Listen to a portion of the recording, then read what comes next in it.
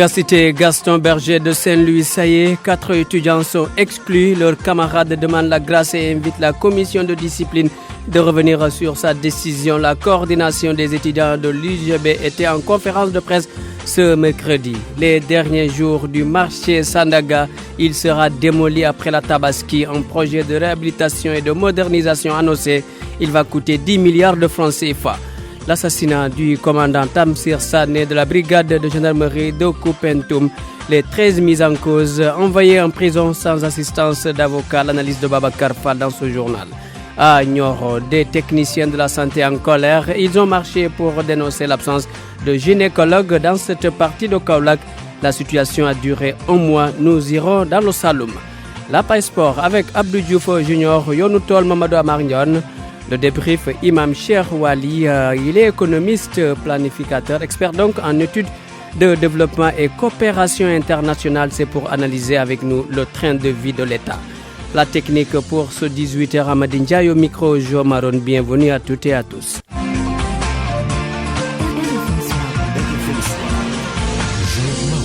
Université Gaston Berger de Saint-Louis, la coordination des étudiants qui demandent la grâce et invite la commission de discipline de l'université de revenir sur sa décision d'exclure 4 étudiants de l'UGB.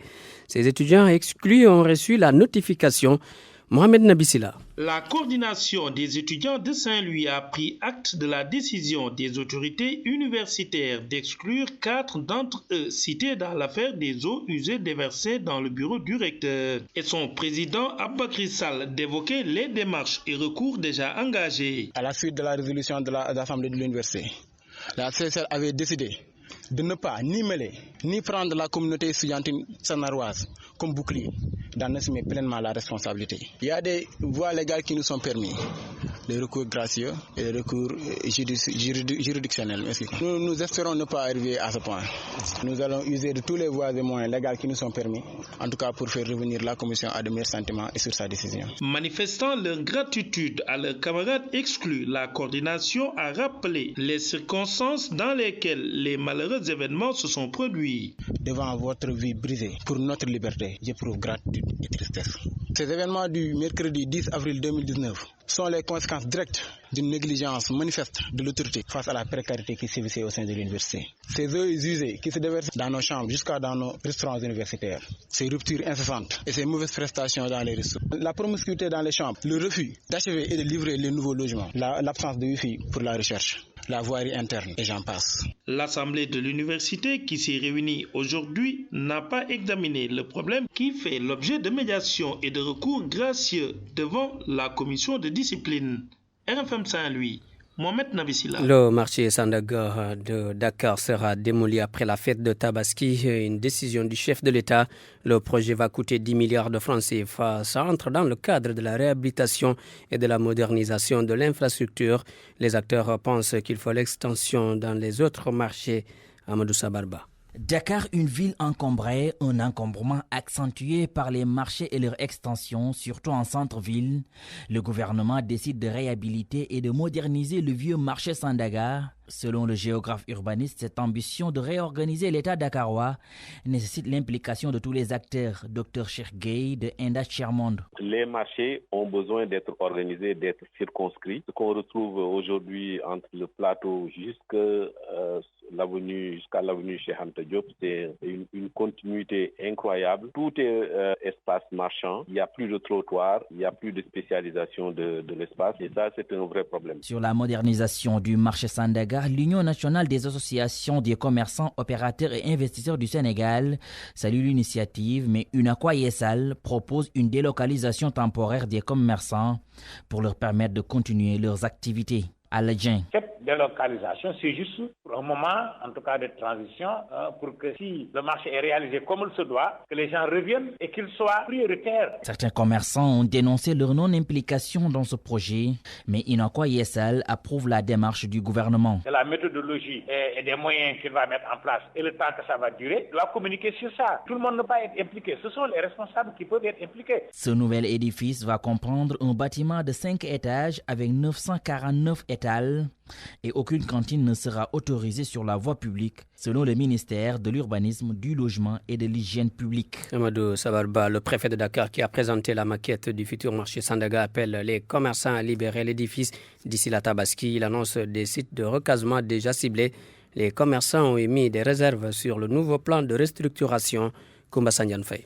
Reconstruire le bâtiment principal, de pouvoir mettre en place un centre commercial plus moderne. Le débat est clos. Le marché Sandaga sera bel et bien démoli. La maquette du nouveau plan de reconstruction et d'aménagement a été présentée aux délégués des commerçants. Le préfet de Dakar invite les occupants des environs à quitter les lieux à l'une Badara Samb. Tant que l'emprise est occupée, on ne peut pas aller vers un projet. Donc l'urgence, c'est de faire en sorte que l'emprise puisse être libérée pour que les gens puissent rejoindre les sites de recasement qui leur sont proposés. Après avoir pris connaissance de ce nouveau projet, certains commerçants l'évaluent à sa juste valeur et émettent des réserves. Ils auraient souhaité le report du démarrage des travaux. Djibi Diakhaté est délégué. Il nous avait conviés aujourd'hui à titre d'information pour nous montrer le nouveau plan dont nous ignorons tous les contenus. Il nous a remis un document détaillé, nous l'étudierons après. Quant à le déguerpissement de samedi, qu'on a demandé à M. le préfet d'ouvrir une table de négociation pour qu'on discute, parce que ça ne peut pas se faire du jour au lendemain. Un changement de maquette ou pas, le préfet évoque plutôt la complémentarité entre l'État et ses démembrements. Il n'y a pas de changement de plan, c'est des évolutions. Un premier projet avait été validé avec eux. Ensuite, il y a eu un second projet qui a été présenté hier par le maire de Dakar Plateau. C'est une variante de ce projet, c'est une évolution que l'on note. L'important, c'est de s'accorder au finish sur un projet qui prendra en compte la préoccupation des commerçants consistant à quitter la voie publique, à maintenir les activités. La maquette du nouveau projet est constituée d'un centre commercial R+5, hall principal, parking souterrain et voirie. Le temps des travaux, les occupants du marché Sandaga vont devoir regagner le centre commercial d'Ilimbaï et le site du champ de course. KMS 3, la SONES qui lance les travaux d'information, éducation et communication. Elle attend la communication donc pour répondre aux attentes des populations. C'est pour régler le gap d'eau entre Dakar, Thiès et Louga d'ici 2020. Près de 200 millions de litres par jour, mètres cubes donc de litres par jour sont attendus. Papa Balagay. 2020, la date avancée par la SONES pour résorber le déficit d'approvisionnement de Dakar en eau. Charles Fall, directeur général de la SONES, estime que le projet KMS 3, d'un coût de 270 milliards de francs CFA, va mieux répondre aux attentes des populations. Elle aura une capacité finale de 200 millions de litres d'eau par jour et va accroître la production de Dakar d'autant dès 2020. Elle va également contribuer à rendre l'eau disponible 24 heures sur 24, soulager ainsi les populations qui ont des difficultés d'approvisionnement en eau. Un projet d'envergure qui nécessite une dose de communication, souligne le directeur général de la SONES, même après l'indemnisation des populations impactées. Nous avons fait en relation avec les autorités administratives un plan d'action et de réinstallation qui nous a permis de recenser toutes les personnes affectées par ce projet. Aujourd'hui, l'État du Sénégal a débloqué la somme de 8 milliards de francs CFA pour dédommager toutes ces personnes. Soucieux des difficultés rencontrées lors des demandes de branchements sociaux, Momar Sissé, vice-président de l'ASCOSEN, avoue toute sa satisfaction avec un tel projet. L'accès à l'eau dans les zones rurales sera plus facile avec les branchements sociaux. On espère juste que le temps de réaction sera réduit. Et dans les 3 ans, les 85 000 branchements seront exécutés. KMS 3, considéré comme l'un des projets phares du plan Sénégal émergent, la SONES entend miser également sur la qualité de l'eau, souvent objet de polémique dans certaines localités de la capitale. RFM, la radio de toute l'actualité.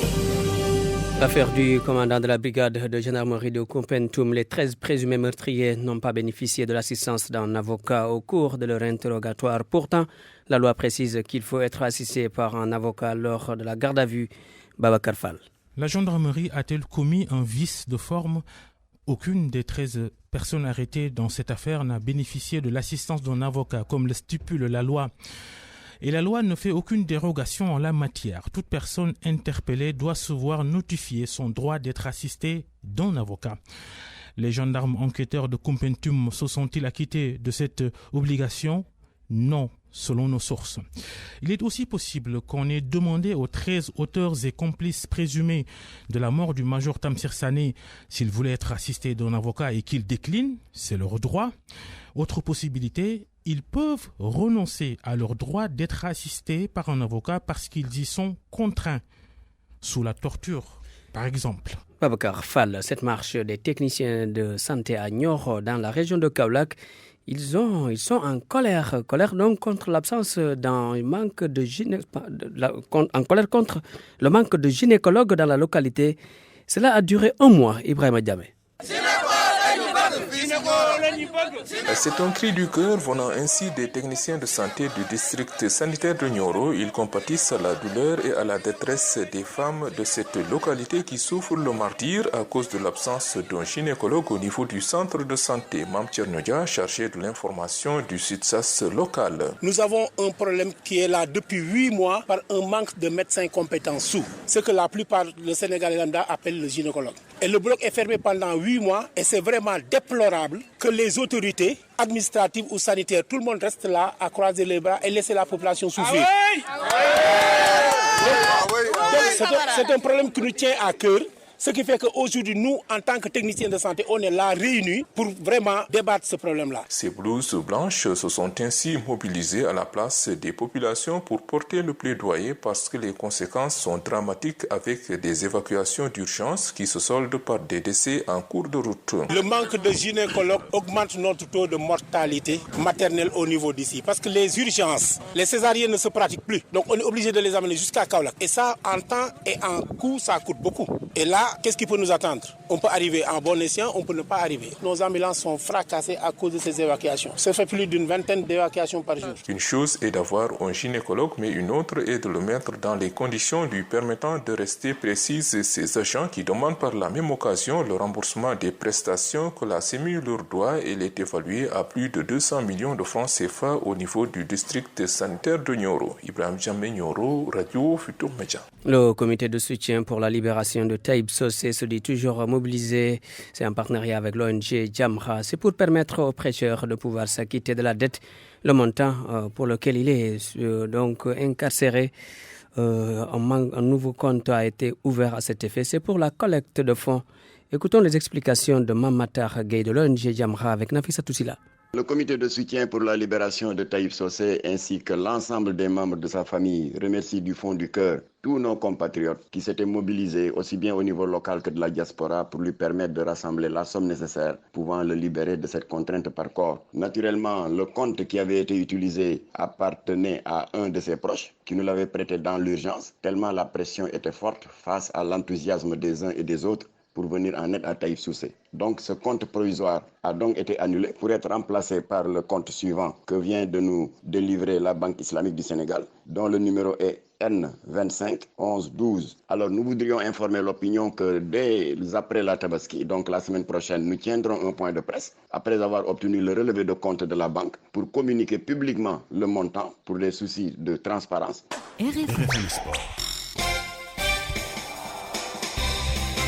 Abdou Diofo Junior, bonsoir. Bonsoir Jo Maron. Afrobasket 2019, les supporters face au défi de la mobilisation. L'Afrobasket féminin se joue à Diamniadio à Dakar Arena. Le complexe sportif est assez loin de Dakar malgré les mesures prises par le comité d'organisation pour faciliter le déplacement du supporter. Le 12e Gaïndé étale ses inquiétudes. Entre autres contraintes, Issa El Diop parle ici de l'absence de moyens pour prendre en charge le 12e Gaïndé qu'il dirige. Nous l'écoutons avec Cherti Diagne. Il y a à s'inquiéter pour la mobilisation. Parce qu'au-delà du défi de la participation et de l'organisation, il faut le relever le défi de la mobilisation et de l'animation. Et le 12e Gaïndé a déjà pris les devants parce que depuis quelque temps, nous sommes en train de faire le tour de nos cellules et préparer leur activation. Ce ne sera pas chose facile avec le contexte dans lequel nous sommes à l'approche des fêtes de Tabaski. Mais j'avoue que les Lions ne seront pas seuls parce que le 12e Gaïndé a déjà déployé cette campagne de mobilisation qui va aboutir à une force de mobilisation derrière les Lions du Sénégal, les galvaniser et les pousser à la victoire. Bien évidemment, ça a un coût, mais à défaut d'avoir les moyens de notre politique, nous allons appliquer la politique de nos moyens. la fédération est en train de prendre des dispositions pratiques. Nous allons nous concerter, la fédération et nous, et voir quelles voies et moyens il faut adopter pour que vraiment cette question de mobilisation soit vraiment réglée définitivement. Premier tour préliminatoire de la Ligue africaine des clubs champions Génération Foot est déjà à Monrovia. Les Grenats partent à la conquête des huiliers de la capitale libyenne. 4 des joueurs de Génération Foot ont déjà fait face à 9 de LPRC Oilers du Libéria. Les 13 joueurs ont pris part au match retour Sénégal-Libéria comptant pour la phase retour du premier tour éliminatoire du CHAN 2020. Nous écoutons à ce propos Talla Fall, chargé de la communication de Génération Foot avec Cheikh Tidiane Diagne. Aujourd'hui, il y a le responsable de la logistique qui a déjà anticipé, en l'occurrence Salih Diop, qui est déjà à Monrovia, donc qui s'occupe de tout le nécessaire donc, pour pouvoir accueillir l'équipe dans les meilleures conditions possibles. Donc pour le moment, ça se passe très bien. Il coordonne avec le staff technique et l'ensemble des dirigeants de Génération Foot pour pouvoir vraiment accueillir l'équipe. Et en ce qui concerne l'hébergement, la restauration, le transport et même les terrains d'entraînement, je pense que tout est fin prêt pour le moment. Et je pense quand même que de ce côté-là, on n'a pas à s'inquiéter. D'autant plus que maintenant, on a l'habitude un peu de voyager en terre africaine. C'est vrai que avec l'équipe qu'on a aujourd'hui, avec même quelques départs, ça n'empêche pas quand même de pouvoir préparer ce match-là dans les meilleures conditions. On aurait souhaité avoir quelques matchs de compétition aussi officiels en championnat. Peut-être que ça nous aurait servi,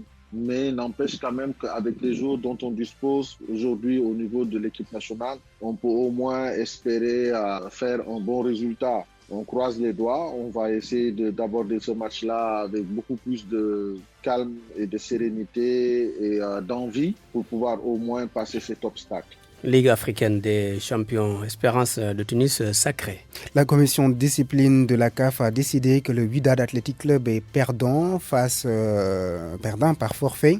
Une amende de $20,000 est infligée au club pour avoir abandonné le match. Le club marocain va devoir payer $15,000 supplémentaires pour l'utilisation des fumigènes par ses supporters. L'Espérance sportive de Tunis est donc déclarée vainqueur de la Ligue africaine des champions.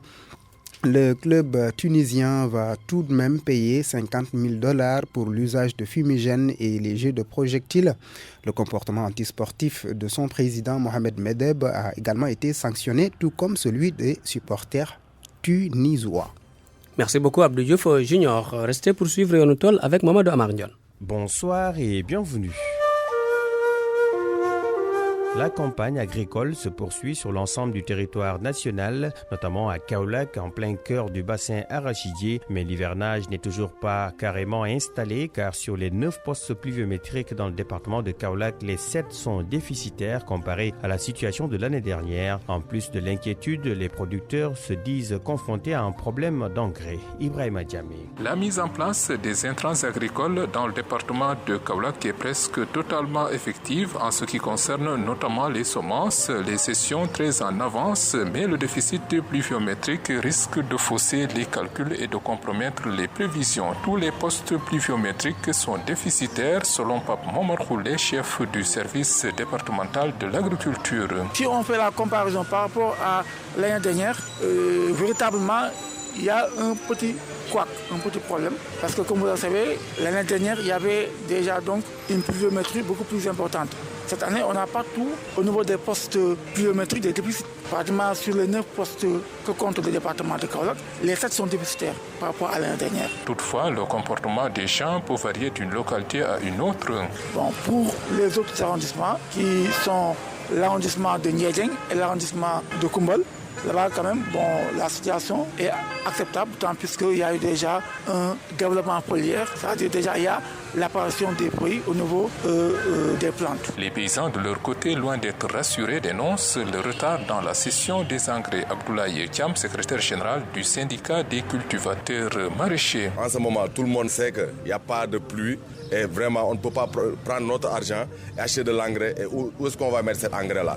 Maintenant, on demande solennellement à l'État de vraiment prolonger la date du 15 août jusqu'à nouvel ordre. Cet hivernage donc charrie un certain nombre de difficultés. À côté de ces préoccupations, le déficit pluviométrique entraîne un manque de pâturage et le cheptel en pâtit. À Diourbel, autre zone du bassin arachidier, le déficit pluviométrique inquiète beaucoup de producteurs. Certains ont même semé 2 fois pour espérer de bons rendements. Les vivres sont en manque, l'aliment de bétail également. Babacar Diouf. Le cumul ne dépasse guère les 70 mm dans toute l'étendue de la région de Diourbel. Un constat du directeur régional du développement rural, Pierre Diouf. Et le plus grand cumul, c'était 10 mm. Il fallait attendre le 24 juillet. C'était une pluie presque générale dans la région et dans le Sénégal. Et c'est avec cette pluie du 24 que les gens ont commencé à semer l'arachide qui est au stade 5 feuilles même. Maintenant, pour ceux qui ont semé cette partie, le mil était semé à sec. Il a été repris pour ceux qui ont reçu les 10 mm. Parce que ça a levé, mais ça ne pouvait pas continuer. Donc les gens ont ressemé le mil. Il a poussé, il est au stade 3 feuilles. Pour le cumul, on est encore à un stade pas trop élevé. Mais c'était une pluie utile parce que le minimum c'était 20 mm et le maximum c'était 78 mm. L'inquiétude plane déjà sur la tête des paysans qui sont à leur 2e semis. On s'est retrouvé encore en période de saison sèche, mais puisque c'est la seule occupation pour les gens au niveau rural, il a fallu peut-être essayer de trouver encore des semis, que ce soit de l'arachide ou du mil, pour mettre ça encore en place. Tout le problème, c'est le manque de maîtrise de l'eau qui fait que véritablement ça pose problème. waaw jiwoon nañu ba mu sax ñu dem ba ay jamono mu wow ñu jihaat bi mu tawaatee nag jihaat nañ fekk nañu jihaat mu sax na gerte gi itam sax na gàncax bu rafet. Les pluies se font rares, les greniers vides. Et pourtant, rien ne présage de l'imminence des pluies dans la région. Merci à Babacar Diouf, Ibrahima Diamé, Aïssatou Sow et Abdou Cham pour la collaboration technique. À vous qui nous suivez pareillement, Yonou Tol, c'est fini. Rendez-vous mercredi prochain. Cher Walisek, bonsoir. Bonsoir. Vous êtes économiste, planificateur, expert en études de développement et coopération internationale. Vous avez suivi avec nous ces dépenses engagées, entre autres, pour l'achat de véhicules et de crédits téléphoniques, respectivement 307 milliards, 17 milliards entre 2012 et 2017. Mais le chef de l'État a décidé de réduire tout cela. C'est la solution? Absolument. Je pense qu'on n'a pas besoin d'une influence extérieure ou bien d'une intervention extérieure pour appliquer un ajustement interne. Vous, Maron, je pense que vous n'avez pas besoin de mon intervention pour gérer votre budget ou votre salaire. Le président a raison, puisque aujourd'hui, je pense qu'il faut prendre ces mesures pour réduire un peu donc le train de vie de l'État. Il a cité peut-être l'achat des voitures, le budget des téléphones. Parfois, c'est en roaming. Les DG, les hauts fonctionnaires, quand ils se déplacent, ils sont à Washington, à New York, ils font un roaming et ça coûte excessivement cher.